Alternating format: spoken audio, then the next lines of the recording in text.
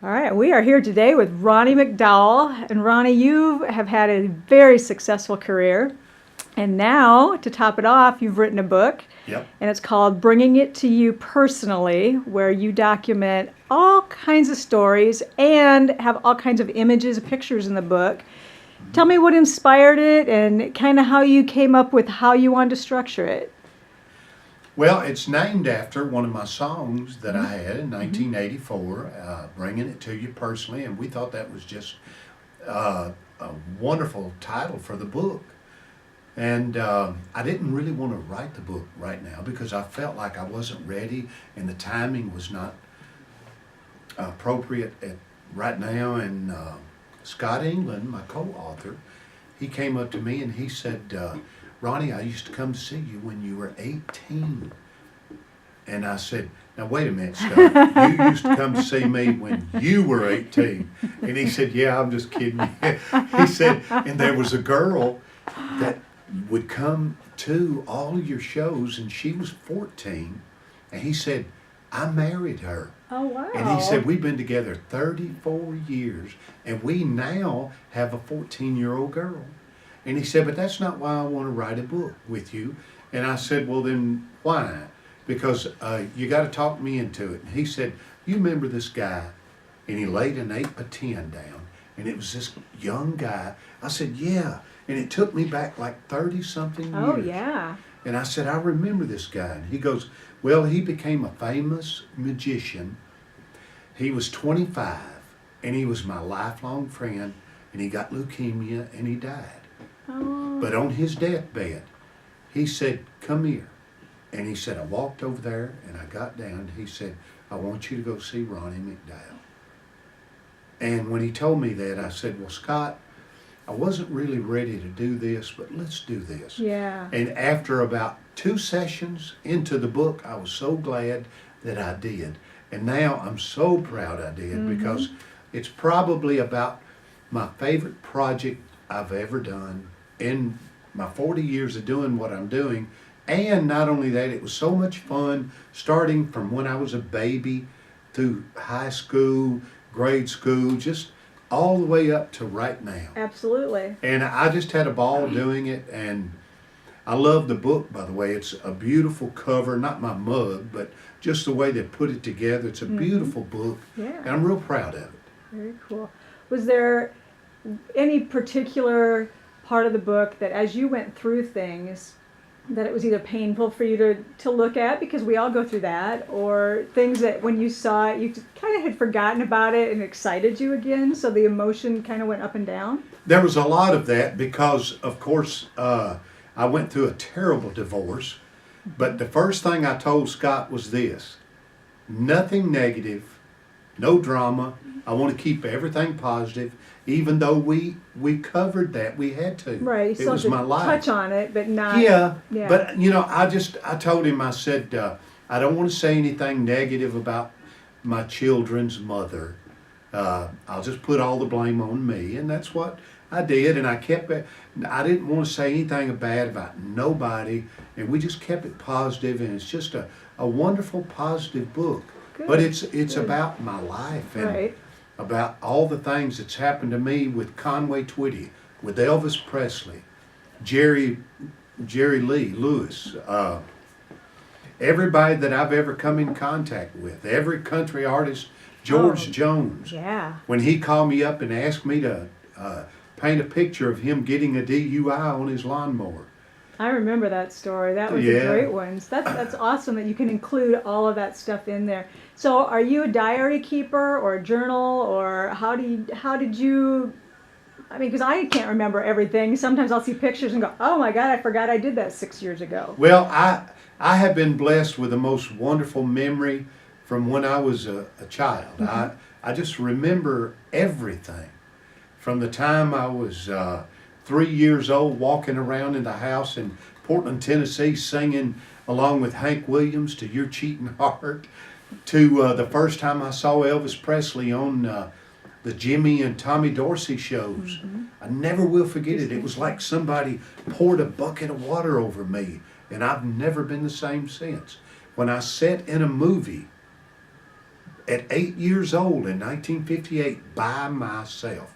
Can you imagine that? I know. I talk about that often about how things have changed so Yeah, much. you can't do that today. Mm-mm. But I saw Elvis. He was 30 feet tall on that screen.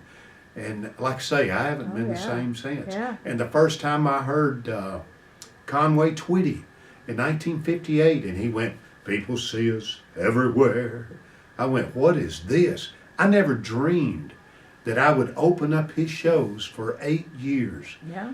And that Conway would not only be my friend and my mentor, but he would be like my second dad. Yeah. And the first time I met Conway till he passed, all these stories, I told all of this in my book. Mm-hmm. And from the first time I met Priscilla Presley doing the movie with her, Elvis and Me, when I did American Bandstand with Dick Clark, then he calls me up and said, "I'm doing a movie about Elvis starring Kurt Russell, and I want you to be Elvis's voice." And I did, and it was Movie of the Year. Kurt won an Emmy, and I got to do 38 songs being Elvis Presley. Yeah. I mean, Yeah. can you imagine when I No. was 8? To think that all that would happen. No. Yeah, sitting in a movie, Uh-uh. watching Elvis, and if somebody would have tapped me on the shoulder when I was 8 and said, "You're going to be his voice in a movie." Can you imagine? Yeah, you'd have been like, yeah, whatever. Yeah, like, yeah, who are you? Are you crazy? That is Have I been crazy, though. blessed? Yeah. And, you know, Dick Clark called me up one day and he goes, "Ronnie, I'm flying you to California and you're going to give Michael Jackson his award for his Thriller album." I was like, "Say what?" And so Lionel Richie said, "And from Portland, Tennessee, here's Ronnie McDowell." And I opened up that envelope and I said, "And the winner is Michael Jackson." And I handed that to Michael.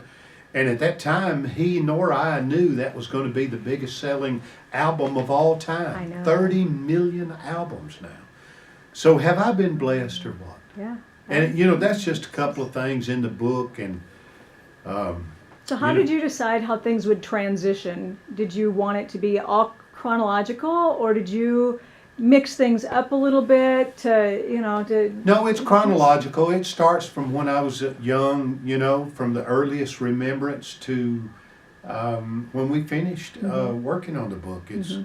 It's chronological and just tells all of my history, and you know, some good, some bad, some in between, but again, nothing negative. I kept all the negative stuff out. Life is negative enough. That's absolutely Life true. has so much drama. I And agree. you know, if you keep it out of your, it's kind of like that song that Charlie Chaplin wrote, "Smile when your heart is breaking." We need I love more of that those. song. We need more Oh, of those. don't we though? Golly, yep. I love positive, happy, up-tempo songs, and I just wrote a new song I love, and that's my passion, writing songs. And I write songs for everybody. I have since I first got into the business. Yep. Way before my first record, "The King Is Gone," I was writing for everybody. I still do, and I always will. So is it hard when you were putting the words to the book to not have them be the same? Because songwriting is not the same as sitting and writing a story or a memoir or anything like that. Was it a struggle at all, or did it just kind of flow out? No, Was there- believe it or not, it just came so easy and just flowed out, and it was a wonderful experience, and it took about a year.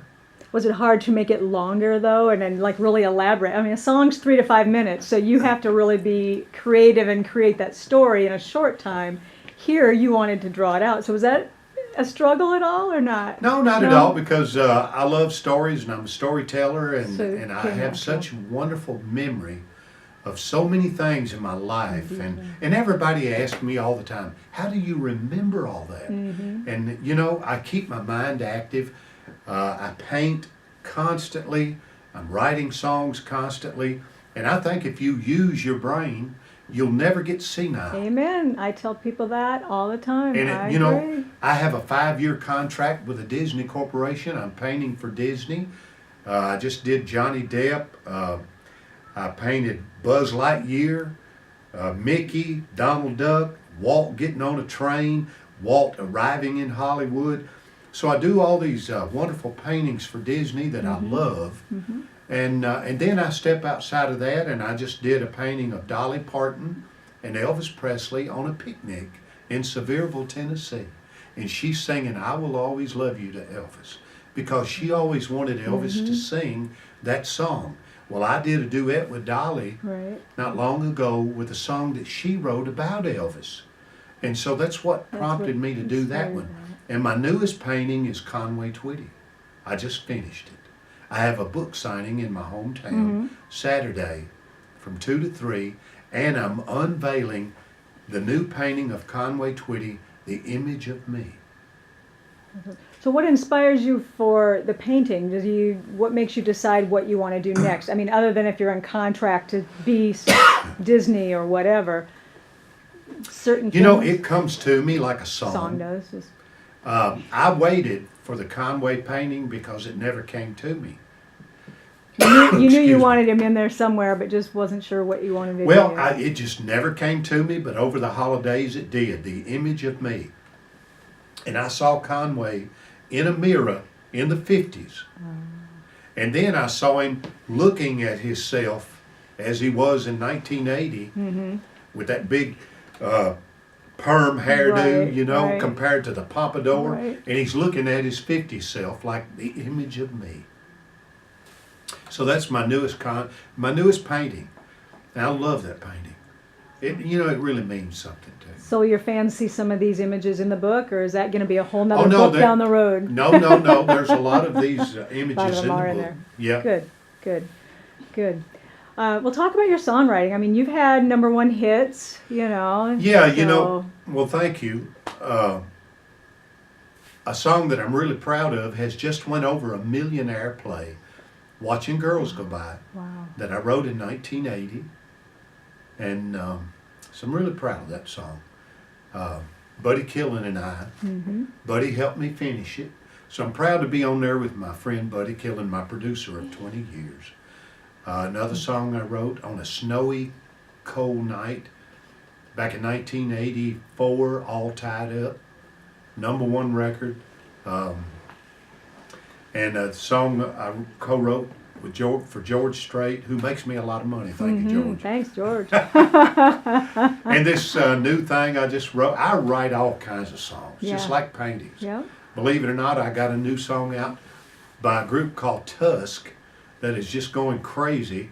It's called "I Want to Be Like the Donald," and that ain't Duck. Yeah. No. The Trump. Yeah. Wow. So I'm That's- not political. I hate politics, Yeah. but I just write songs about everything and anything. That's good, Yeah. because there's everything and anything out there. So The songs are infinite. They're like the they stars. sure are. They really, truly Yeah. are. Yeah. So you're still out and performing. You're still doing your painting. Now you got a book. What haven't you done that you still have on your to-do list? Well, I just, I always want to be creative. I always want to perform. I love performing and being a good entertainer, because if I go to a show myself, I want to be entertained. I don't want to just go there and see somebody stand in a 4-foot circle and sing and not talk or not entertain me. I want to be entertained. But sometimes I could listen to Don Williams sing all day. Right. Just depends on the mood and whatever. If Jim Reeves were still living, he wouldn't have to say a word. He'd just have to sing.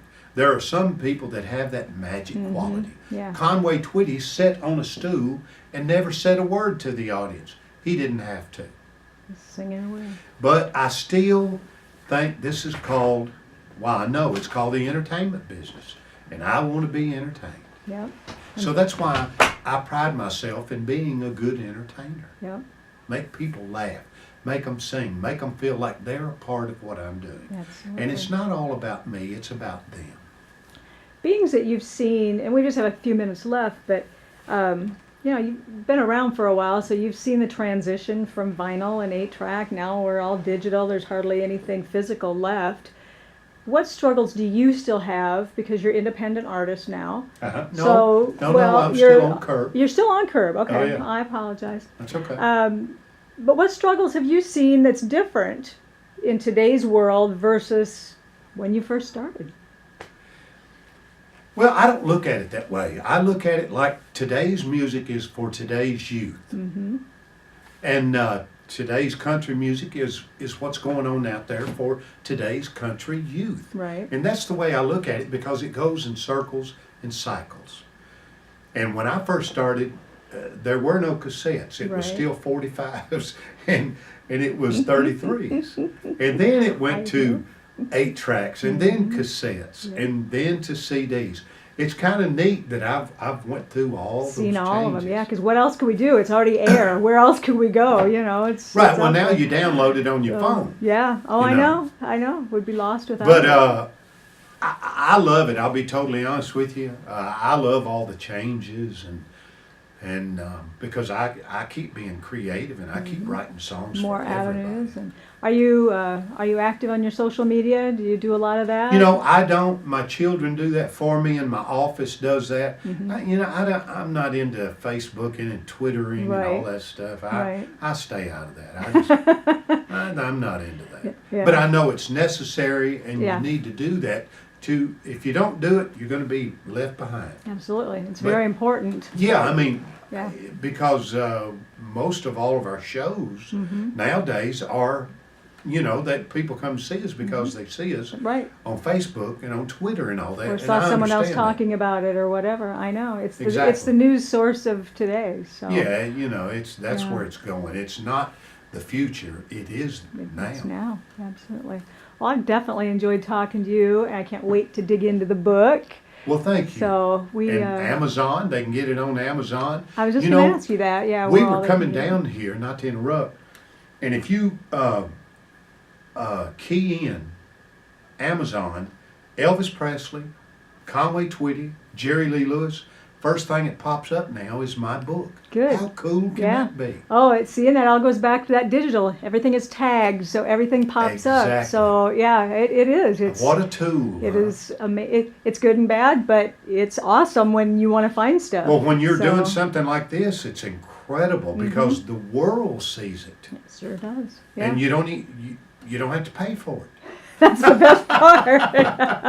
Well, I look forward to talking to you again real soon, and we'll make sure everybody gets the information on how to get your book. Oh yeah, And, or RonnieMcDowellBook.com, and if they All go that route, then I can sign it personal to whoever. So That's very cool, either too. way, they can get it, and it's my life. Good. We'll make sure and get the word out. Thank you very much. Thank you.